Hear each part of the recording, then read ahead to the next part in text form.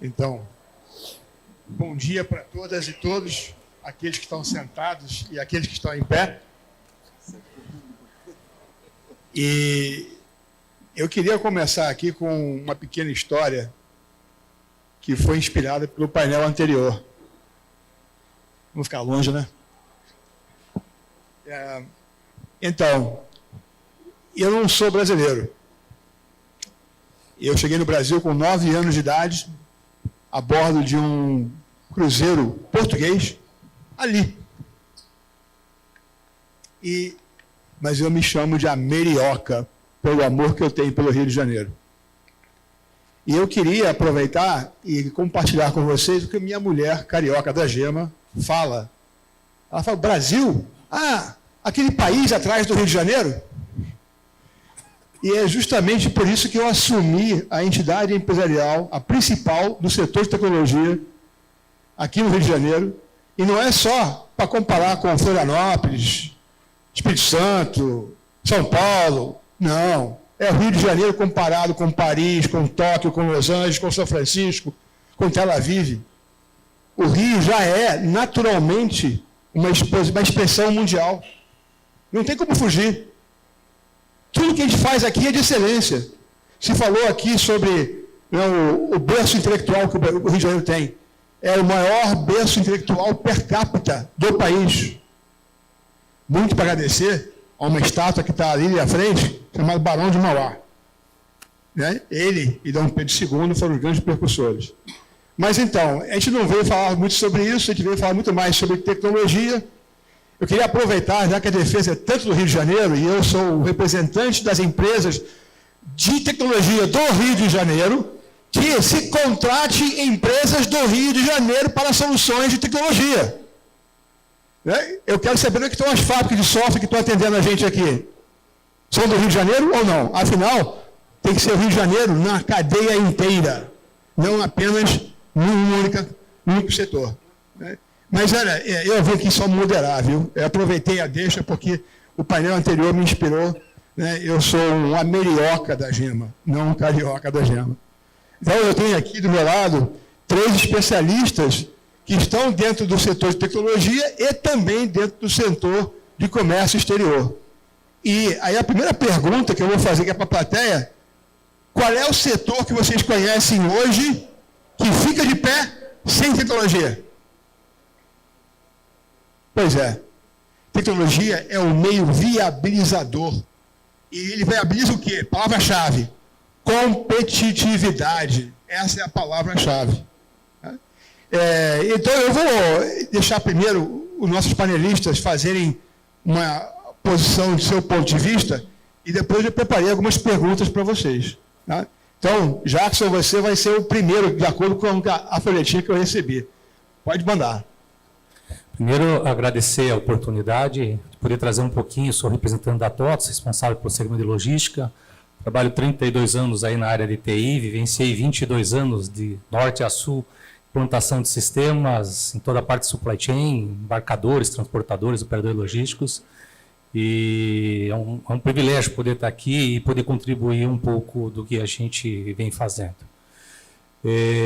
Roberto, eu acho que a gente vive um momento único na logística. A pandemia fez com que a gente pudesse, de fato, visualizar o potencial, o poder e o quanto a logística ela é protagonista nos dias de hoje.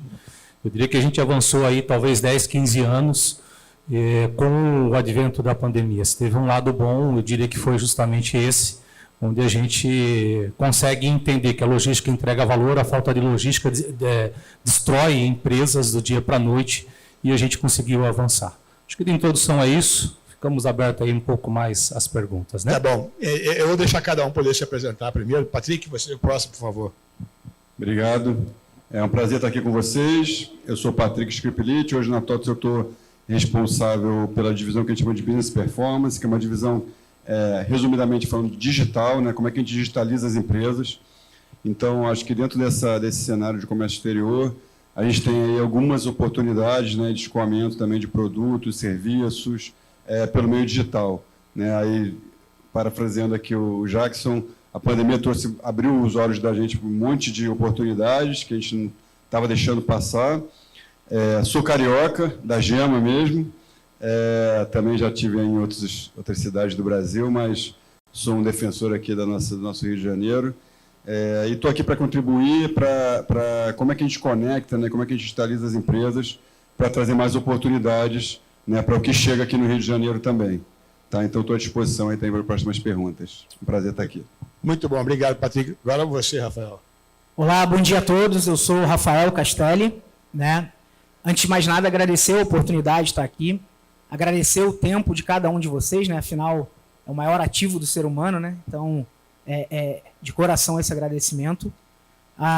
Eu represento a empresa Log Comex, então a gente viu aqui uma discussão sobre Rio Log, Rio Comex. Na dúvida, a gente usou os dois e somos a Log Comex.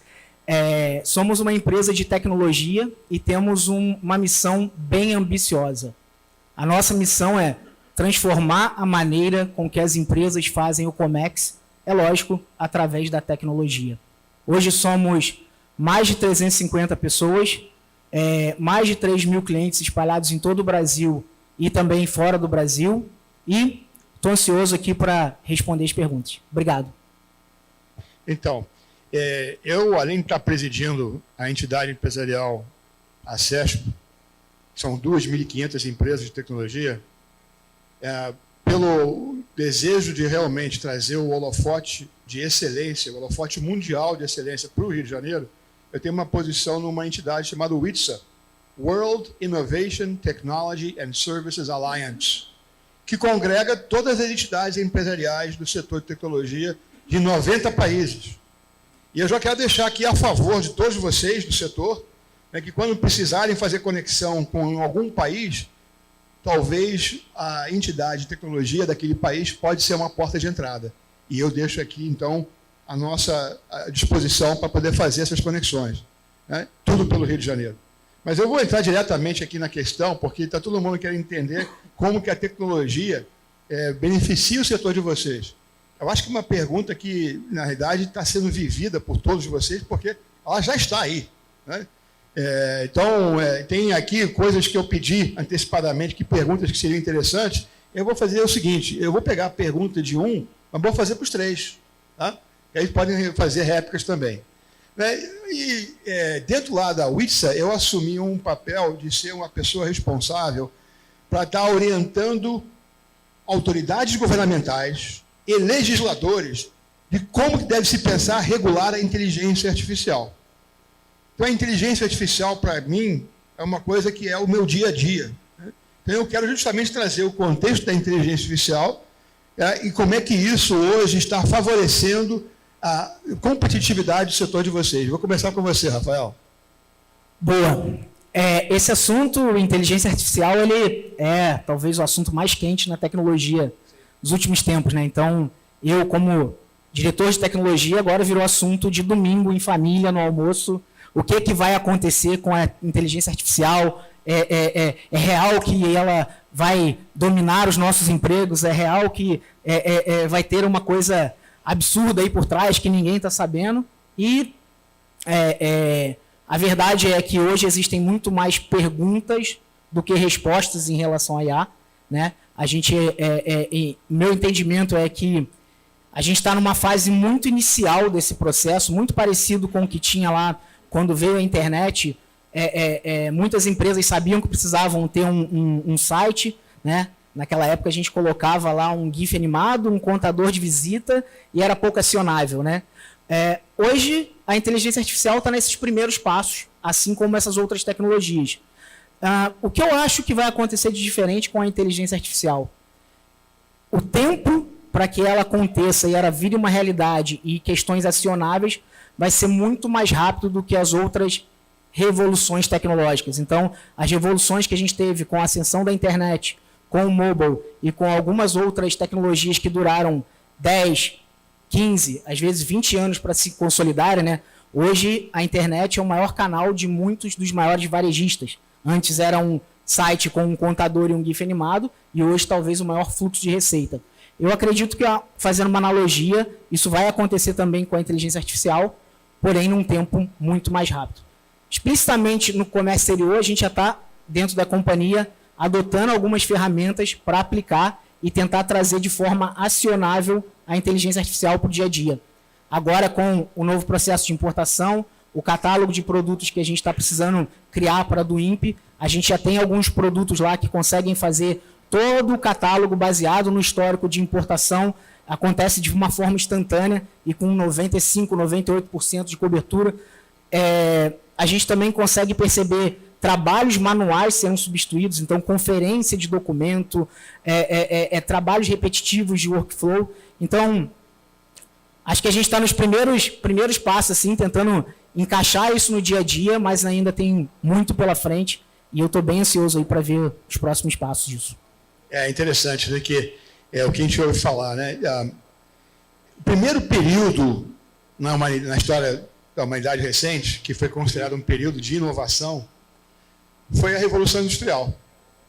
E ela aconteceu mais ou menos durante o período de 1760 a 1840. Mas ela só foi reconhecida como tal 40 anos depois, por um historiador inglês chamado Arnold Toynbee.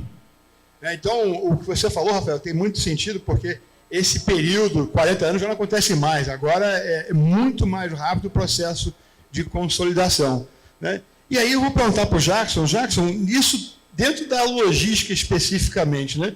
Deve ter várias coisas na área de preditivo, na área de mapear a demanda, né? Deve ter vários fatores importantes que estão acontecendo. Primeiro, eu queria perguntar aqui, quem tem já experiências com IA?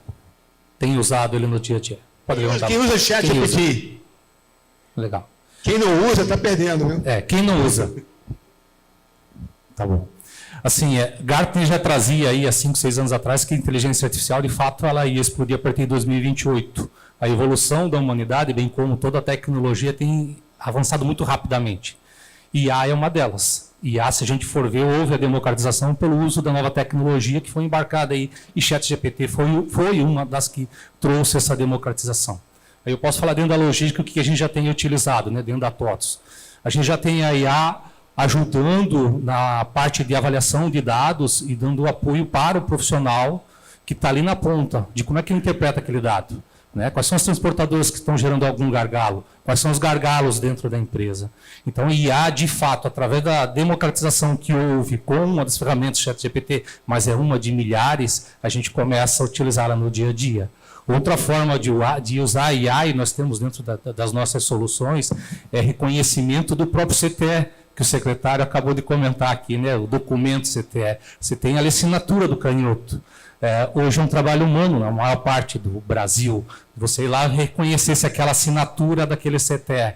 A IA tem capacidade de você extrair aquela informação, fazer uma validação, se aquele documento de fato está assinado, se aquele documento de fato é aquele comprovante, ela é daquele próprio documento. Então a IA ela veio para avançar e ela ajudar como um copiloto a todos nós no dia a dia. Utilizamos IA hoje no sequenciamento de carga, arranjo de carga, melhor movimentação de carga, dimensionamento de onde colocar os CDs, né?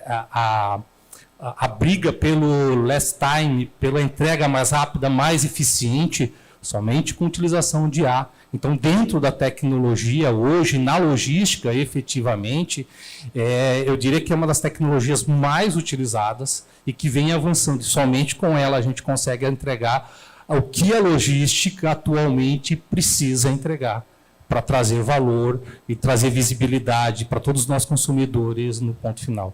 Para mim, dentro da logística, eu vejo a IA muito presente. Reconhecimento de face, a gente já tem utilizado, de um documento, extrair as informações para poder fazer o próprio cadastramento do veículo lá no recebimento de uma carga, numa área de recebimento. Enfim, ela vem sendo democratizada e vem sendo amplamente utilizada dentro das soluções de tecnologia. Tá? E acho que não tem volta isso, né? Cada vez mais a IA vai ser um copiloto para o usuário final para tomar as decisões melhores do que ele vinha tomando até então, de forma empírica, pelo conhecimento que ele tinha de 10, 20, 30 anos. Mas a logística mudou e nos dias de hoje, pela complexidade que a gente tem, é inviável ou humanamente impossível achar que a gente fará as melhores decisões sozinhos. É muito bom. Americano adora sopa de letrinha, né? Vive fazendo acrônimo de tudo, né? E tem um acrônimo que qualquer cidadão americano reconhece, que é chamado DoD, que é o maior comprador do planeta, Department of Defense. Aí a gente brinca, e não é mais não, é Digital or Die. Né? É Digital or Die. Eu até digo, não, é Data Driven or Die. E quem não se orientar pelos dados, vai encontrar o Parque Jurássico muito rapidamente. Agora, falamos aqui de back-office só, né? Tem a questão do front office, que se eu não vender, se eu não criar demanda lá na frente, eu não tenho logística para falar. Aí eu queria trazer o Patrick para falar um pouco mais de como é que é o desafio das empresas brasileiras em entenderem o posicionamento enquanto marca digital, enquanto fazer o e-commerce lá fora. Legal, ótima pergunta. E só fazendo um adendo aqui, eu acho que ao que o Jackson falou, a gente tem um ambiente na TOTVS que a gente fala sobre AI, né, sobre inteligência artificial, muito sempre com viés de aplicação prática. Né? Eu acho que, porque a gente tenta sair um pouco do buzz, né, porque sempre tem um buzz, um desconhecimento até de sedução e de, às vezes, não dar clareza para as pessoas, mas a gente tenta trazer sempre para como é que a gente traz isso para o teu negócio, para acelerar ou criar uma nova linha ou né, você diminuir custo ou você acelerar a receita. Acho que são... Para isso, AI, a gente não vai encontrar nada parecido aí nos próximos anos e cada vez mais a gente vai ver aplicando. Quem falou aqui que nunca usa AI, acho que está sem informação, porque já usa. Né? A gente está usando isso aí no ambiente. E aí, falando agora, respondendo a pergunta, falando um pouco sobre o front office, né, como é que a gente gera demanda, né, a gente, no Brasil, veio junto com a internet digitalizando as empresas. Né? No começo a demanda era ter um site, né, com alguma informação. A gente viu a avalanche que foi o Google, né, todo mundo hoje entra pela internet através do Google, ou a grande maioria das pessoas. Agora a gente está tendo aí novos meios de entrada de internet, com TikTok, redes sociais e uma série de outras coisas. A gente no Brasil é super... Né, a gente tem uma adoção muito rápida à internet e às redes sociais. Acho que isso também foi facilitado com a questão da massiva, né, distribuição de telefone celular na mão dos brasileiros, né, com os planos de internet que estão cada vez mais acessíveis. Então, acho que isso ajudou a gente nesse sentido também de redes sociais e de acesso à internet. E aí, as empresas que não tinham acordado até a pandemia, acordaram na pandemia, né, sobre a necessidade de uma geração de demanda que pode não ser presencial, né? A gente fala que é uma demanda digital. E digital não é só você ter um site. Né? Hoje a gente tem, como eu falei, a adoção. Né? A gente tem uma adoção massiva de WhatsApp, a gente é um dos países que mais gasta tempo no WhatsApp. Né? Então, hoje, por exemplo, a gente tem soluções que conversam pelo WhatsApp, por inteligência artificial, que é o RD Conversas, lá na TOTVS, que você consegue fazer uma jornada de apresentação de serviço, de apresentação de compra, né? De venda, tá? Então, de tirar dúvidas, de pós-venda também. Né? Então, você tem uma série de facilidades de uso do digital. Tá? Eu acho que o digital ele veio hoje para facilitar e para dar comodidade. Né? Então, onde você tem um ambiente que você queira, né, dar comunidade para o seu cliente, você pode utilizar o digital. E aí a gente tem uma série de canais aí disponíveis, e aí a gente pode conversar, a gente pode... Eu não vou ficar aqui falando de todos, mas a gente pode gastar algumas horas aí conversando com vocês. Quem tiver dificuldade de entender como o seu negócio tem uma aplicação digital, chama a gente para conversar. A gente tem alguns executivos que estão aqui também, né, disponíveis, e eu estou super disponível para conversar sobre como é que a gente constrói uma jornada digital junto. Legal, Patrick. Eu estou no mercado, no segmento de tecnologia, desde 86. E sempre me deparo com situações onde as pessoas têm certa dificuldade, às vezes, de entender como é que a implementação vai ocorrer e o resultado que isso vai gerar. Então, a implementação sempre é um desafio. Né? E quando a gente fala agora de IA, por exemplo, parece que é fácil, né? A coisa é sim, instalar de dedos. E realmente, depois que você instala, é tudo instalar de dedos. Mas até você entender como é que você parametriza isso dentro de um escopo que vai atender a demanda que você precisa gerar, ele tem um caminho a ser seguido. Né? Então, tem um desafio que as empresas têm naturalmente de entender como é que é a jornada da implementação da tecnologia para que ela gere o resultado que se espera. Eu queria trazer aqui o Rafael novamente para contar um pouco, já que você é diretor de tecnologia, deve viver isso no dia a dia, né?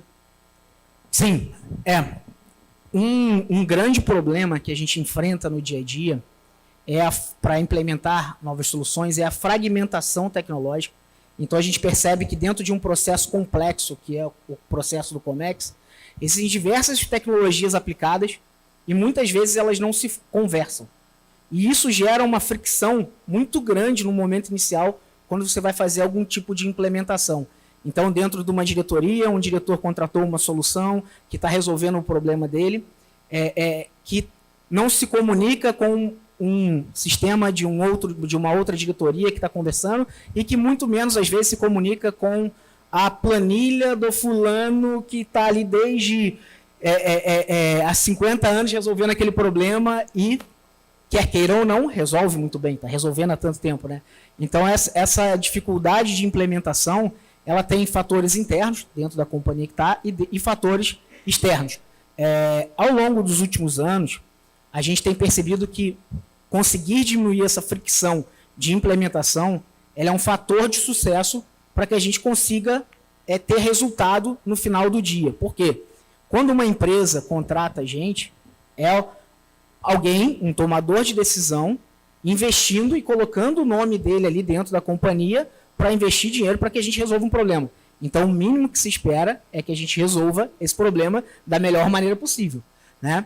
Então, para reduzir essa fricção, o que a gente está tentando construir são soluções agnósticas a essas tecnologias que o cliente usa no dia a dia, para que a gente consiga se adaptar ao que ele faz dentro da companhia dele e também tentar, no máximo que a gente conseguir, criar as soluções que não mudem o processo dessa companhia. Então, assim, hoje é muito comum, principalmente nas maiores empresas, quando eu entro, vou falar, vai mudar uma tecnologia, todo mundo fica em pânico. Como assim? Nós vamos mudar, vai cair tudo, vamos ter que reaprender. Então, eu acho que o desafio hoje de implementação é a gente criar tecnologia que se adapte à realidade de cada empresa, aos processos que ela construiu com o seu conhecimento interno ao longo dos anos, toda essa expertise que ela acumulou, que seria a inocência da gente como empresa de tecnologia achar que vai saber mais do que uma pessoa que vive, respira aquele processo no dia a dia.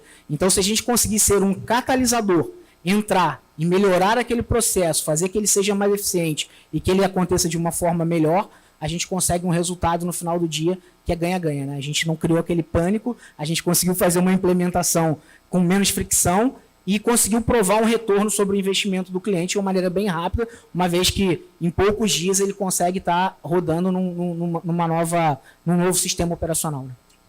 Robert, me permite complementar aqui, vivenciei durante 22 anos aí implantando. Eu acho que toda implantação de alguma nova tecnologia parte de 3 pilares fundamentais: pessoas, processos e a tecnologia efetivamente que você vai implantar. Primeiro, quando você implanta uma solução, você não está querendo fazer mais do mesmo, né? Você está querendo dar um up, você está querendo dar um upsell. Isso significa, às vezes, revisar processos. Às vezes, você pegar exatamente o teu processo, querer digitalizar, você cria um Frankenstein dentro da tua empresa e depois, para sustentar isso, não é fácil. Então, sempre que você for implantar, se eu puder dizer, né, dar alguma orientação, eu sempre diria, revise o processo para onde você quer levar essa tua empresa. É muito importante ter o processo todo ele muito bem definido. Depois você precisa engajar as pessoas, elas precisam saber por que elas precisam fazer aquilo. Porque senão é aquilo que está sendo comentado aqui.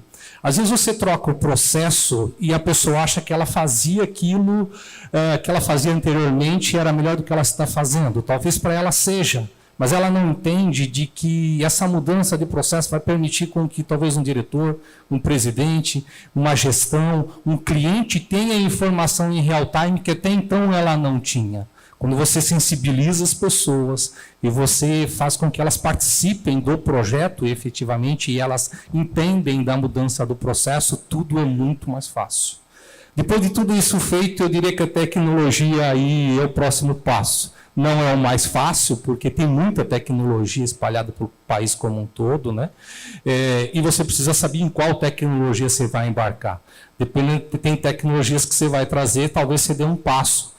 E a logística que vem falar de logística efetivamente do futuro é uma logística autônoma, onde IoT, sensores, robôs, machine learning, enfim, de certa forma, aos poucos tomarão as suas decisões sozinhas. Isso, talvez em 10, 15 anos a gente verá. E há mesmo, hoje em dia, já tem tomado bastantes decisões. Onde eu quero falar tecnologia, cuidado para não amarrar a tecnologias que talvez não te permita dar um próximo passo, que é justamente fazer interações e integrações com todas essas novas tecnologias que a gente está falando. Inteligência artificial, blockchain, machine learning, big data e assim por diante. Então, toda implantação de processo dói um pouco na empresa quando a gente olha para frente, mexe nas pessoas, super importante engajá-las, mexe em processos, lembrando que soluções são desenvolvidas, já trazem dentro delas melhores práticas, mas mesmo assim cabe toda o olhar para dentro da empresa e respeitar aquilo que a empresa fez até então. O melhor dos mundos eu tenho dentro do software as melhores práticas, mas eu tenho dentro da empresa algo que foi feito de forma diferente de outras empresas e que precisa ser respeitado. E as 3 pilares precisam andar muito juntos para que a gente possa alcançar o sucesso da implementação. Eu vou compartilhar com vocês e com a plateia uma experiência que tem sido aplicada e que tem dado muito resultado, que é começar com as pessoas. Nem esquece processo, esquece tecnologia, porque a velocidade da inovação é de tal ordem que já não se consegue acompanhar.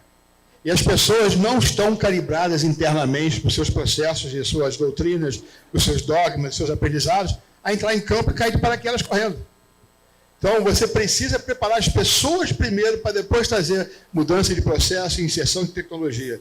A gente tem até um trabalho chamado Whole Agility, que faz justamente isso. Mas eu queria trazer o Patrick agora, porque se falou muito de várias coisas, está todo mundo hoje com acesso fácil a IA, acesso fácil à competitividade.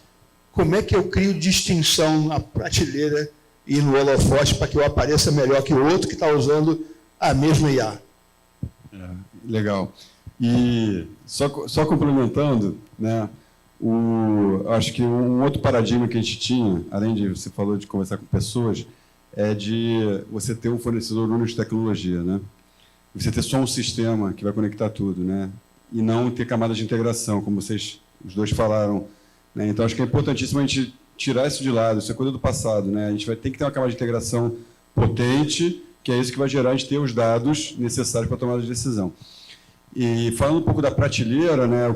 Como é que o mundo está cada vez mais competitivo, né? Eu acho que tem algumas maneiras, né, de você se posicionar.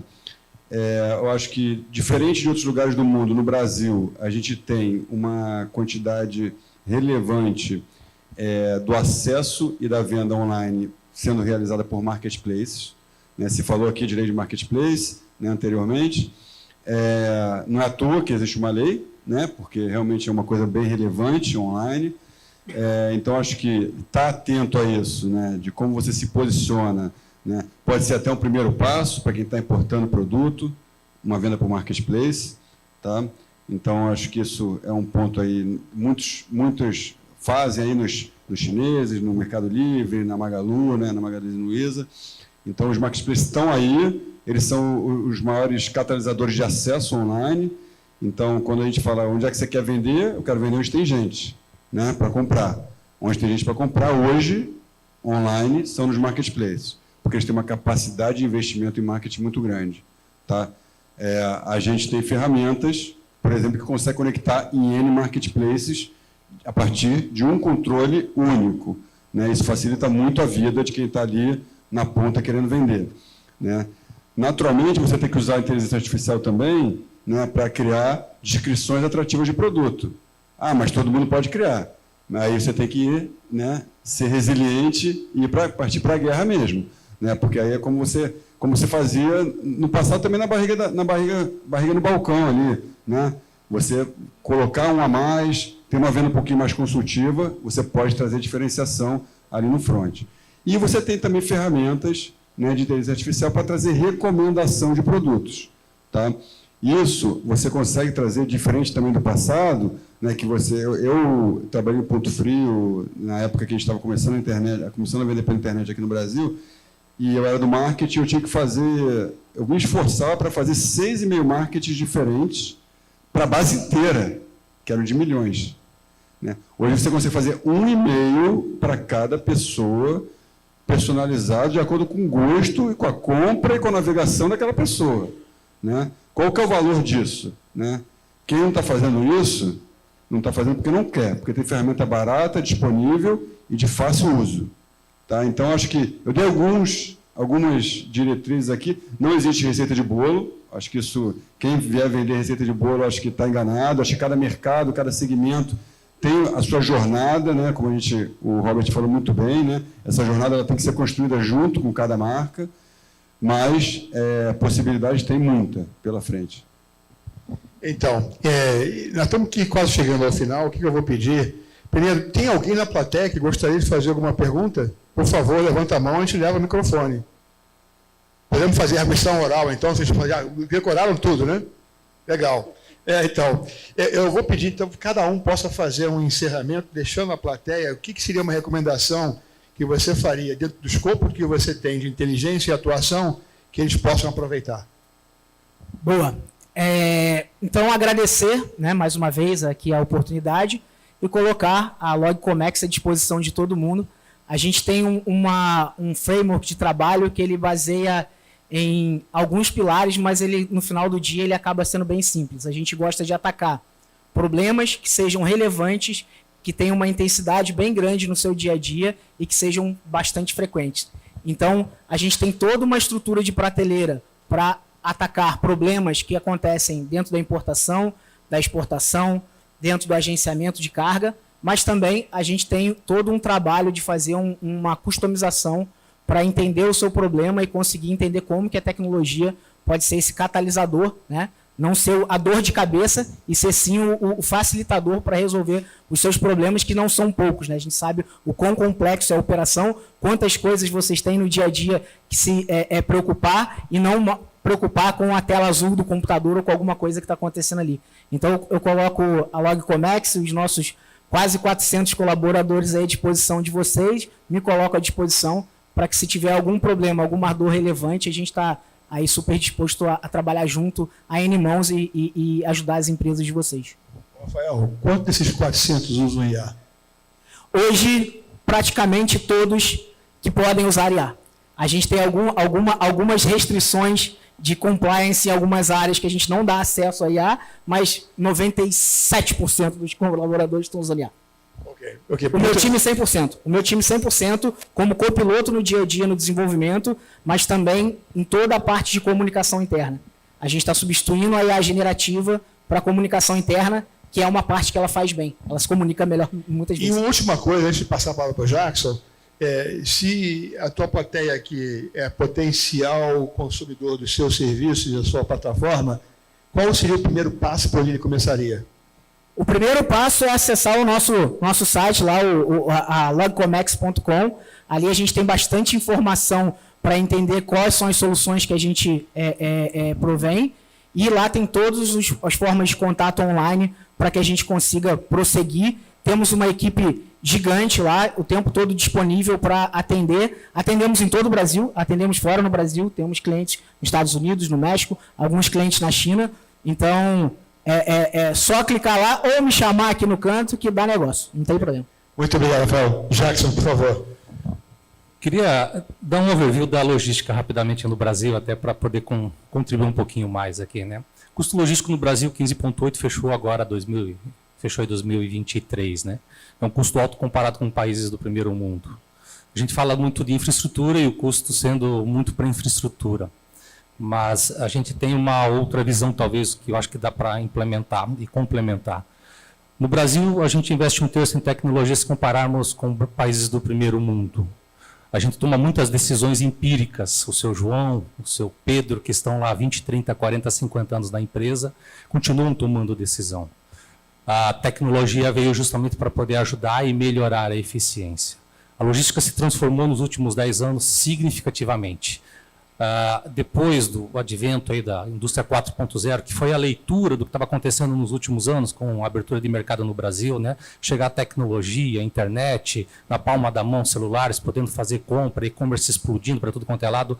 A logística saiu de movimentar grandes lotes, onde eu levava para a gôndola aquilo que eu tinha e nós comprávamos aquilo que existia né? Fomos para um modelo onde eu tenho na palma da mão o poder computacional para olhar o que eu quero e comprar o que eu quero do lugar do mundo. A indústria teve que se reinventar, né? E a indústria teve que começar a entender o que nós, consumidores, queremos para poder desenvolver o produto que nós queremos e entregar muito proximamente. Isso significa que a gente deixou de transportar grandes lotes e nós fomos transportar milhares de SKUs. E a gente é extremamente impulsivo, compro na hora, quero entrega e visibilidade na hora.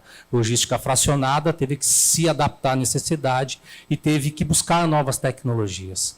Quando eu quero chegar à logística, a gente precisa investir obrigatoriamente em tecnologia. É uma jornada investir em tecnologia dentro do que nós temos aqui, efetivamente dentro do Brasil. Existe um IPT, Índice de Produtividade e Aplicação de Tecnologia, uma pesquisa que a TOTS fez no Brasil, e nós temos, pasmem, de 0 a 1, indicador de 0,35% é um índice de tecnologia aplicada à logística e embarcadores. Quando a gente olha prestadores de serviços, transportadores, operadores logísticos, recintos alfandegados, que vivem da logística como core, esses caras já têm 0,55. Mas olha quanto nós temos a crescer a nível de tecnologia. Nosso custo logístico é alto, sim, falta infraestrutura, sim, mas falta conectividade e, principalmente, falta uma jornada logística, e é onde eu quero chegar. A jornada logística precisa começar. Aquilo que você não mede, você não consegue saber onde você tem problema. E a veio para nos ajudar. Então, o primeiro passo é começar a digitalização da logística. No Brasil, posso falar porque vivenciei isso, a logística é o do que o secretário comentou, no papel, no bloquinho. Como é que você sabe o que está acontecendo no bloquinho, se aquele bloquinho é um papel que vai para um escaninho e fica lá? Você precisa digitalizar a logística para você começar a entender os gargalos que você tem e poder melhorar.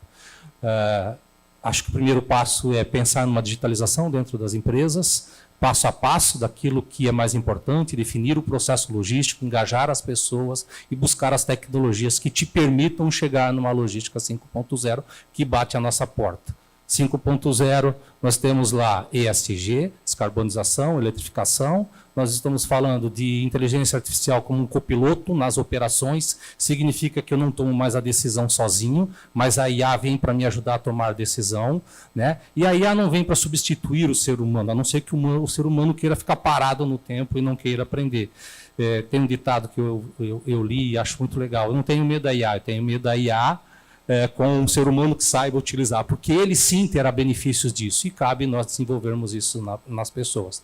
E a logística passa a ser extremamente estratégica e protagonista de todas as empresas. Eu preciso da logística para poder saber onde colocar o meu produto, no lugar certo, na hora certa, na gôndola certa, para o meu cliente certo. Logística vem para isso. Então, uma jornada de digitalização, a TOTS, né, tem trabalhado muito em cima disso, e a gente fica à disposição aí para poder ajudá-los em cima. Tá bom? Um prazer enorme poder participar aqui do evento. Obrigado. Peraí, não vai correndo não, calma. Nós temos aí 22 minutos. Ah, então tá bom. Eu estava aqui encerrando a primeira parte das perguntas, aí deixando vocês falarem mais. Mas voltando para você, Jackson, pela sua fala, então, é que eu acabei de falar, se o cara não digitalizar e não estiver se orientando pelos dados, ele vai perder competitividade, né? E vai lá para o Parque Jurássico. Então, hoje, quem atua na área da logística, se não estiver digitalizado, vai conhecer o Parque Jurássico. É virar dinossauro. Um dos grandes gargalos que a gente tem, né, são as operações manuais, né? A gente fala ali do cara que faz a operação no papel. Eu vou dar um exemplo, né? Eu vivenciei isso. Implantei um sistema de WMS que traz eficiência operacional, que me garante 99,9% de acuracidade na entrada ou na saída e me entrega isso. Mas às vezes a pessoa ali está preocupada em não ter um sistema e não ter que bipar o item, porque é mais rápido para a operação, fazer no papel, pega o produto e vai embora. E o custo de imagem na devolução? E o custo logístico da logística reversa? É algo que muitas vezes não é tangificado.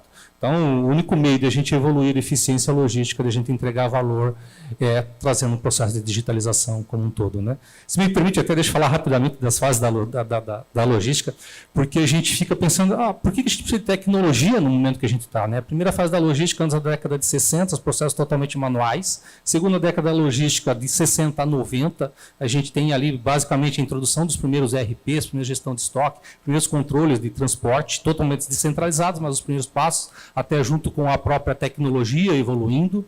Dali para frente a gente tem um movimento no mundo como um todo de globalização. Eu me preocupava até então só com a minha mercadoria dentro do meu armazém.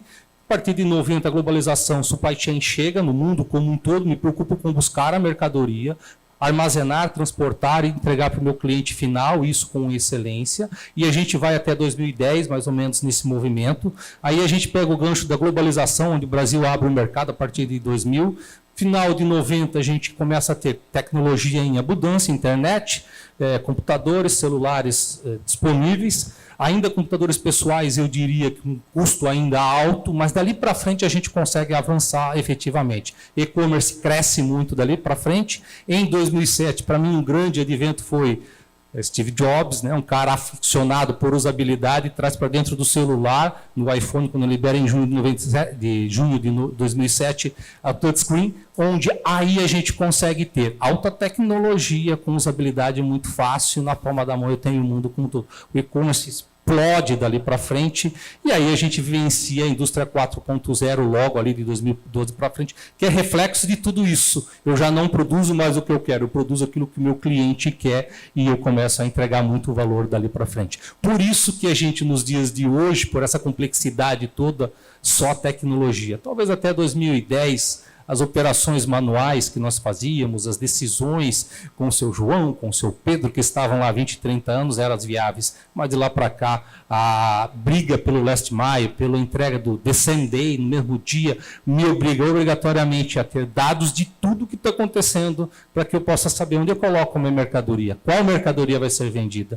Eu preciso avançar o meu posto de estoque mais próximo do cliente. E aí são milhares, milhões de SKUs. Quais SKUs colocar? Somente a inteligência artificial e muitos dados conseguem entregar isso. Por isso que a gente precisa de tecnologia aplicada à logística para entregar aquilo que todos nós hoje exigimos, um alto nível de excelência no processo logístico. Tá?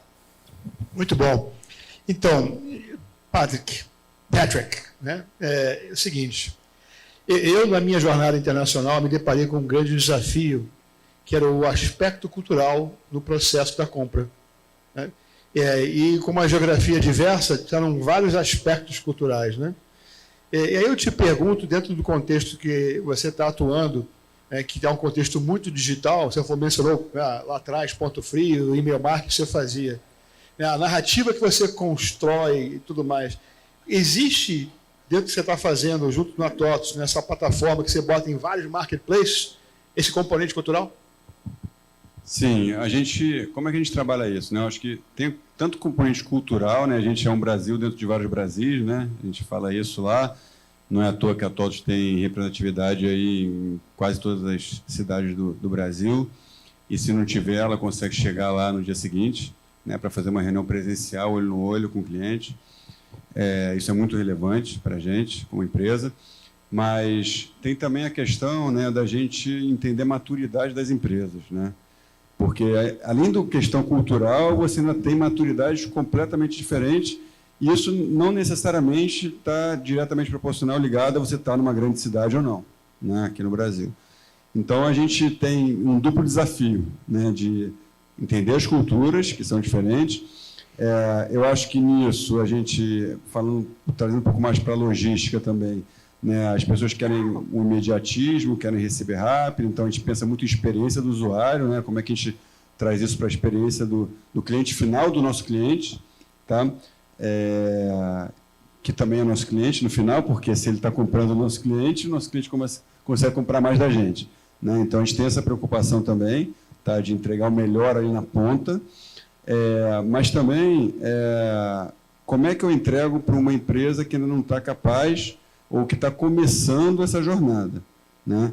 Então, quando a gente não fala mais em produto, a gente fala em jornada digital, é isso, porque eu consigo entender o momento certo de inserir a tecnologia da maneira adequada numa empresa. Porque a transformação digital, por mais que está já na cabeça dos executivos, dos donos de empresa, né? Quando a empresa é proprietária ou familiar, ela precisa ainda de passos muito sólidos, né? Porque senão você pode, se você pensa muito em só copiar o seu concorrente do lado, a sua realidade é diferente, né?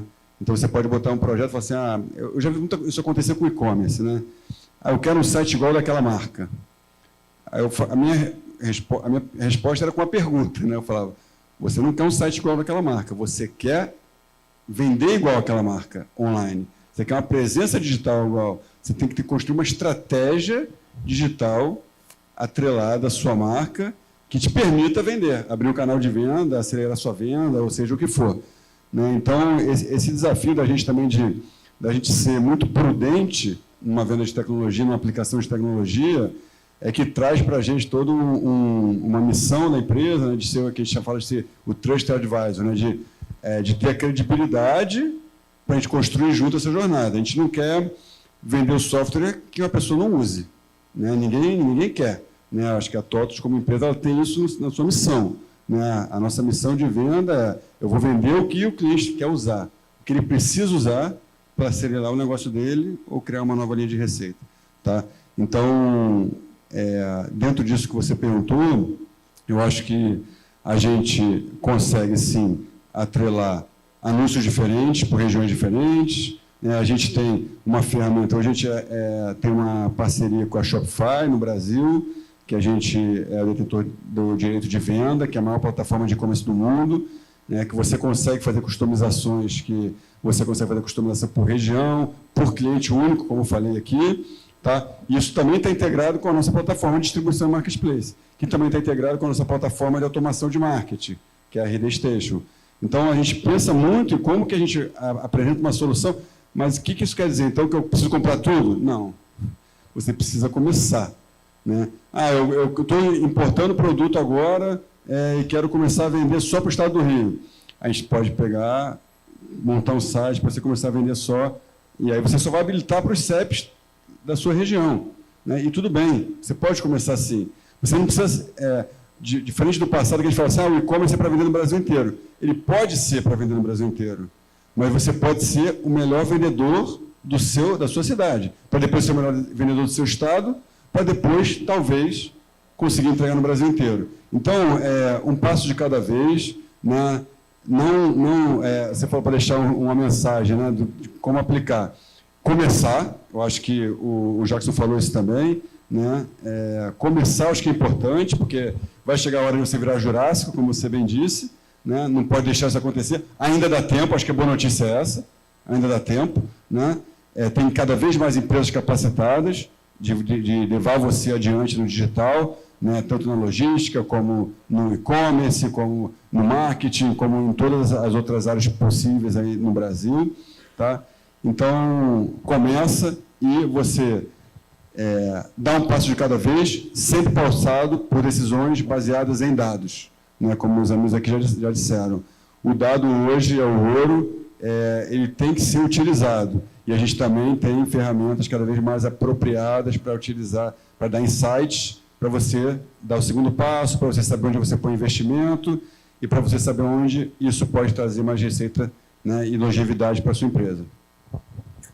Muito bom. Para fazer o fechamento, eu queria compartilhar com vocês que quando o Covid bateu e houve uma aceleração digital, né, eu, na verdade, apelidei o Covid de Coronami. Por que Coronami? Porque tinha um tsunami silencioso, invisível, acontecendo, chamado transformação digital. Eu digo que a gente não está entrando agora na transformação digital. Nós já fomos digitalmente transformados. E o grande desafio agora é a transformação cultural.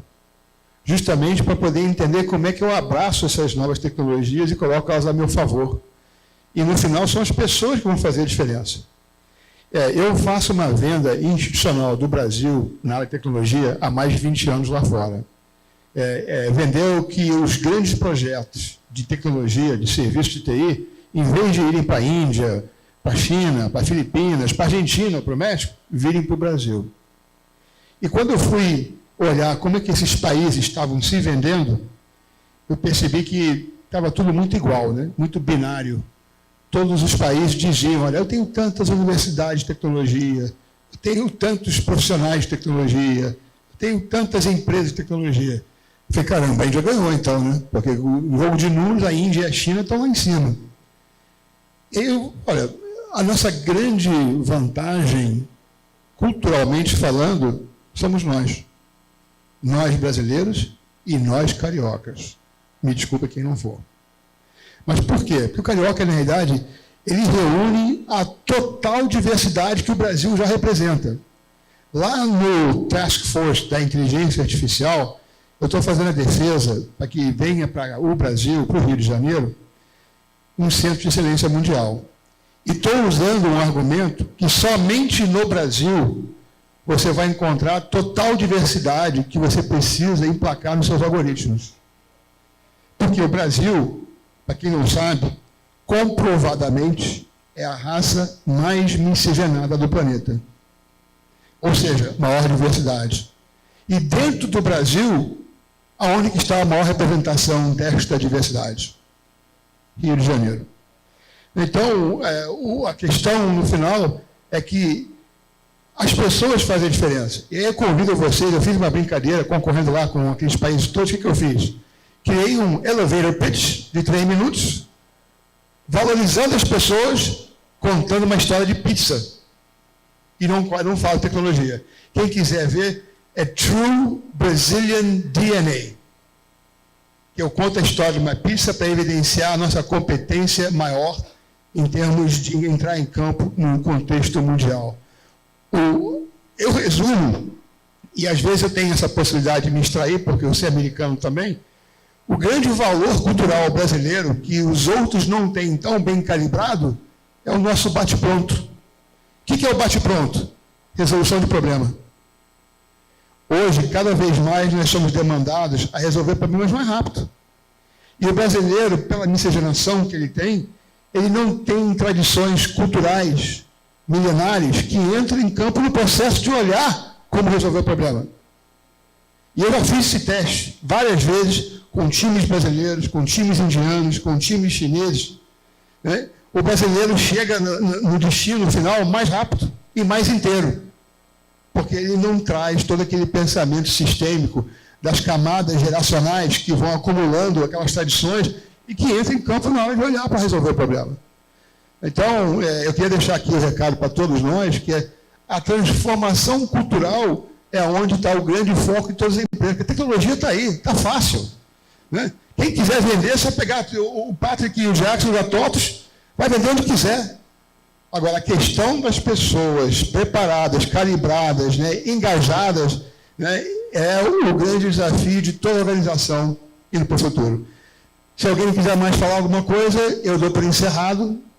Já que só um comentário sobre o que você está falando, eu sou ávido por educação também e por tecnologia, né, por inovação.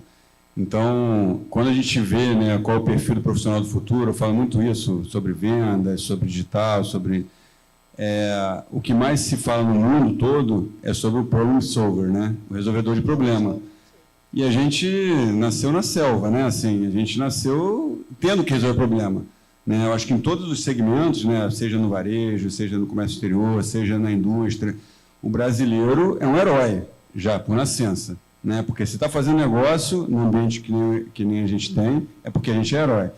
E cada vez, se a gente está caminhando, né, para um ambiente cada vez mais favorável, como a gente viu aqui muita coisa acontecendo na mesa anterior, né, a gente, eu acho que consegue se destacar mais facilmente do que outros países. Não é à toa que tem um monte de brasileiro tocando negócios de tecnologia ao redor do mundo.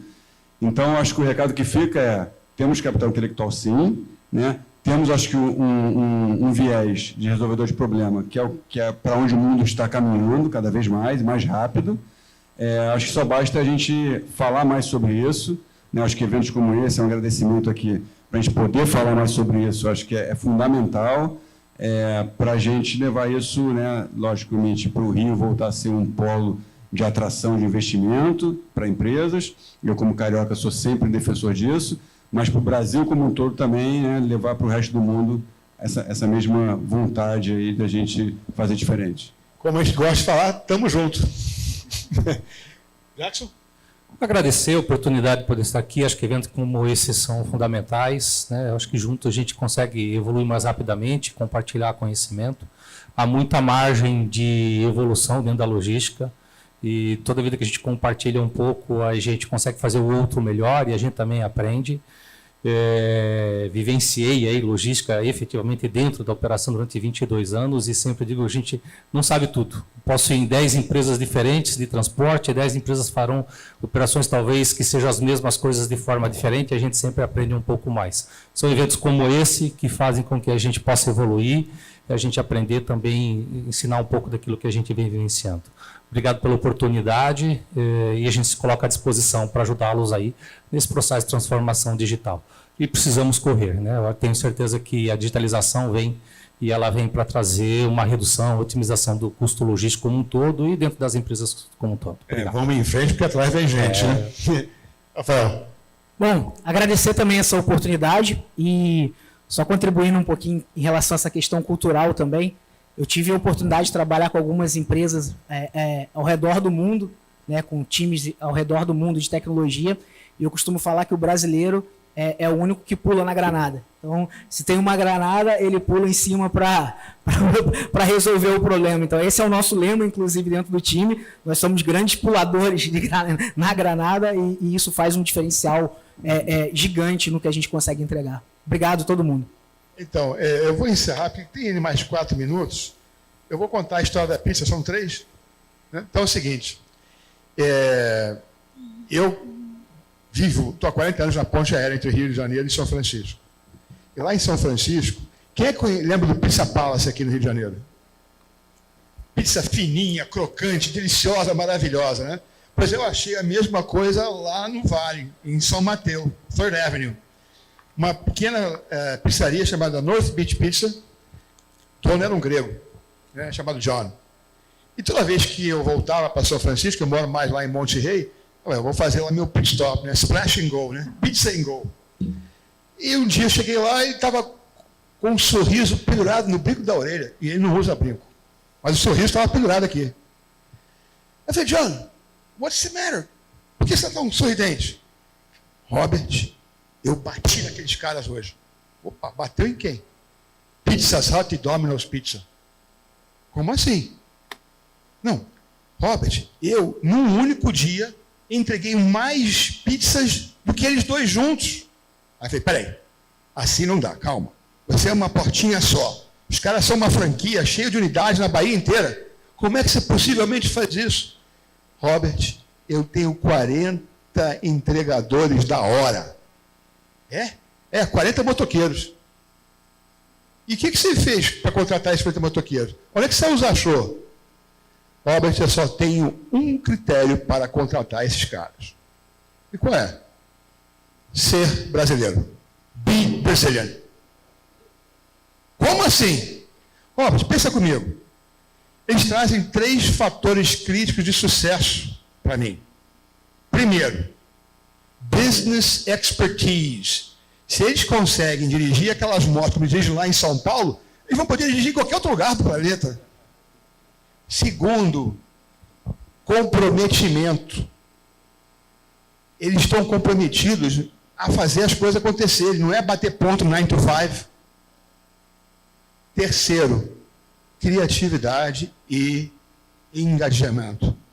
Criatividade que quando tem um problema na linha de frente, Robert, eles não trazem para mim um problema. Eles me contam a solução que deram. Agora, senhoras e senhores, nos seus projetos de tecnologia, diga para mim que esses 3 não são preponderantes. Business expertise, engajamento e criatividade. True. E eu só tenho 17% de consumidade brasileira. Viu? É isso aí, pessoal.